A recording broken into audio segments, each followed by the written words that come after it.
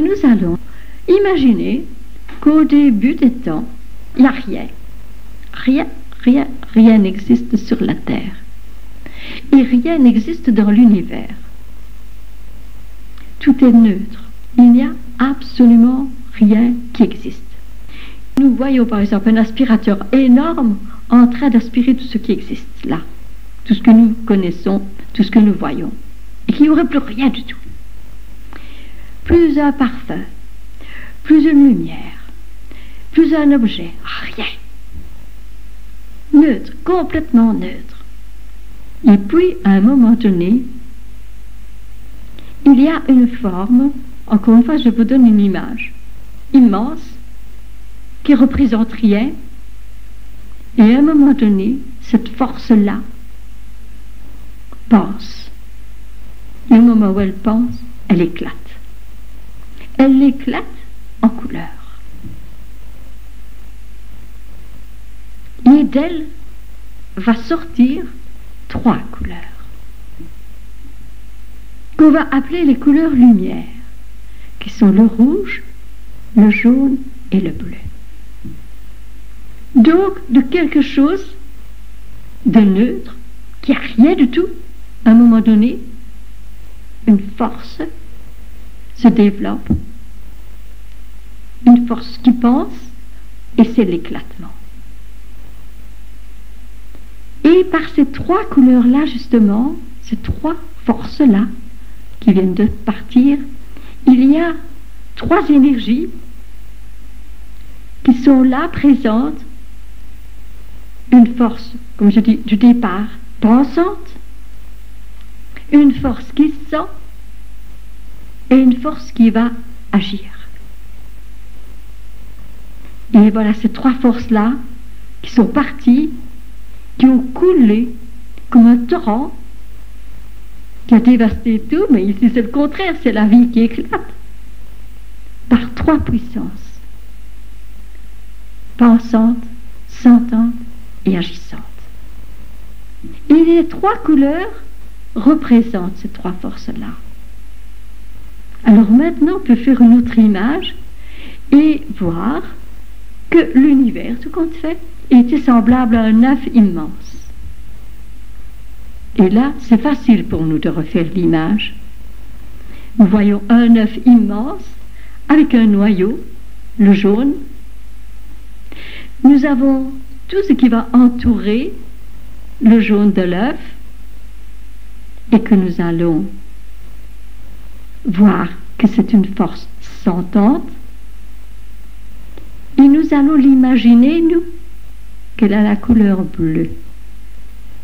Mais qu'elle est aussi en rapport avec ce qui est en nous, des sentiments.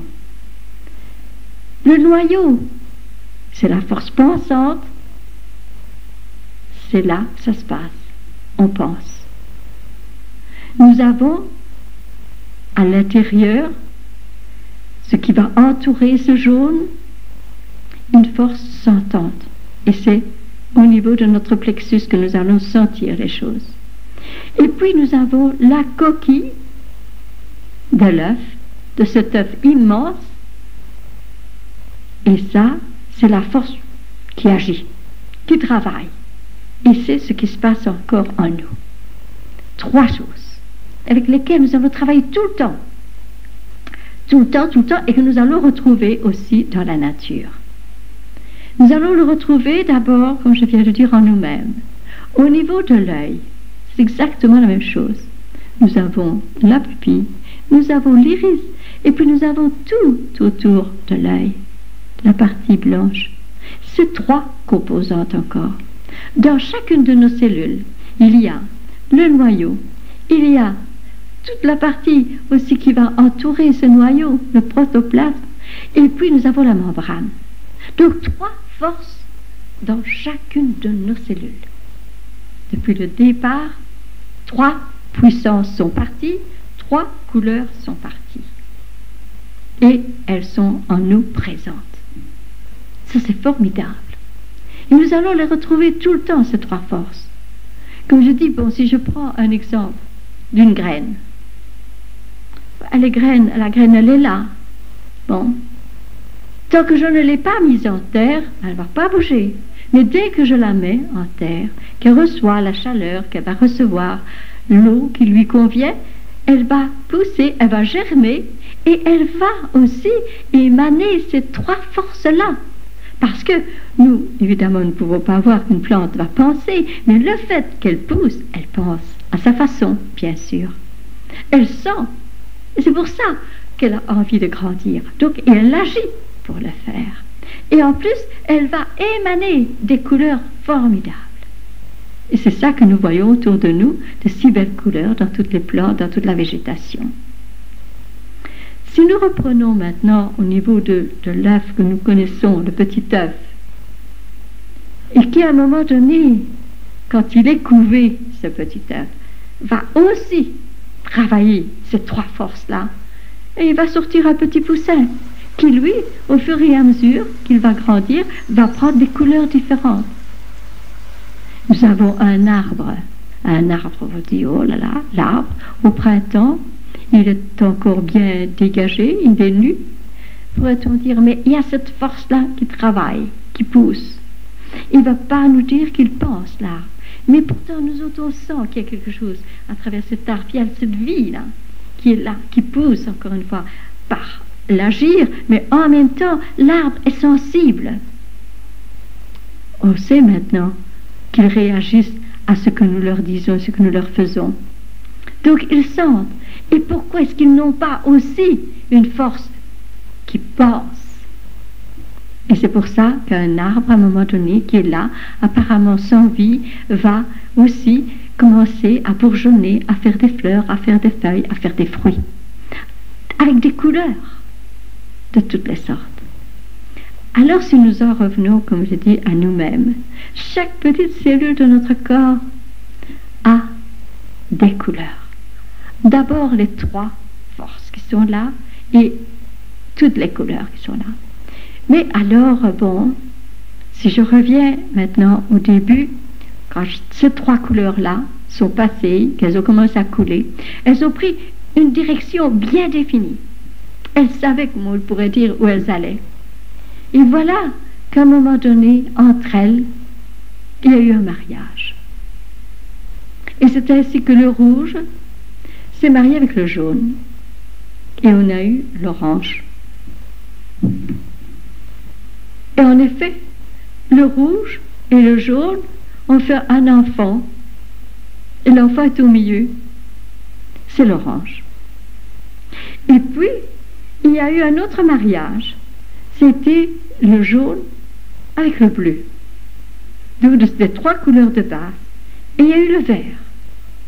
Un autre enfant. Et puis, il y a eu un autre mariage un peu différent parce qu'il a fallu le bleu et le rouge pour avoir le violet. Et c'est formidable, voilà qu'on a trois autres couleurs qui commencent aussi à couler. Couler, couleur. C'est formidable, hein, le mot, comme il nous parle. Et donc voilà que maintenant on a 6 couleurs. Et on dit, oui, mais moi j'ai toujours entendu dire qu'il y avait 7 couleurs. Eh bien, nous allons encore une fois entrer dans une image. Quand nous allons revoir, donc au début, les 3 couleurs, le rouge, le jaune et le bleu. En réalité, c'est le bleu clair, alors à ce moment-là, qui sort. Et alors, derrière tout ça, il y a une force, comme je vous ai dit, qui a poussé toutes ces couleurs. Ce bleu-là, c'est le bleu indigo. Eh bien, ce bleu-là représente la volonté. C'est lui qui lance, comme on dirait, la balle et qui va projeter les 3 premières couleurs. C'est cette force supérieure qui est là. C'est pour ça qu'on l'a mise au-dessus. Je me souviens avoir eu des discussions, par exemple, avec des personnes qui disaient, oui, mais on parle toujours que le violet est au-dessus. Ce qui est vrai. Quand on voit le violet comme ça, le violet, c'est la couleur qui a le plus de puissance, qui a le plus de vibration. Mais ce n'est pas la couleur qui était au début des temps. Elle, c'est un mariage, le violet. Tandis que le bleu a projeté. Et c'est pour ça on dit toujours que le bleu indigo, c'est une couleur royale. Donc elle ferait ce qu'on peut dire la 7e. Donc voilà que, d'après l'explication que j'en donne, on a déjà une petite idée de se dire, tiens, au début, de rien du tout, 3 couleurs sont parties, et puis elles se sont mariées entre elles, et elles ont fait des enfants. Et voilà que maintenant, elles sont là présentes. Oui, mais il n'y a pas seulement ces 6 couleurs, mais tout celles-là, ce sont les couleurs de base, les couleurs mères, je vais les appeler comme ça. Mais vous savez aussi bien que moi, que dans tout ce que nous mettons déjà comme vêtements, dans tout ce que nous voyons, il y a des couleurs à l'infini qui vont se rapprocher plus ou moins de ces couleurs de base. Mais il y en aura, il y en aura, il y en aura, parce que d'une cellule, il y en a eu 2, il y en a eu 3, il y en a eu 4, on ne sait plus les compter pour le moment, les couleurs. Et ça ne fera que se multiplier d'ailleurs.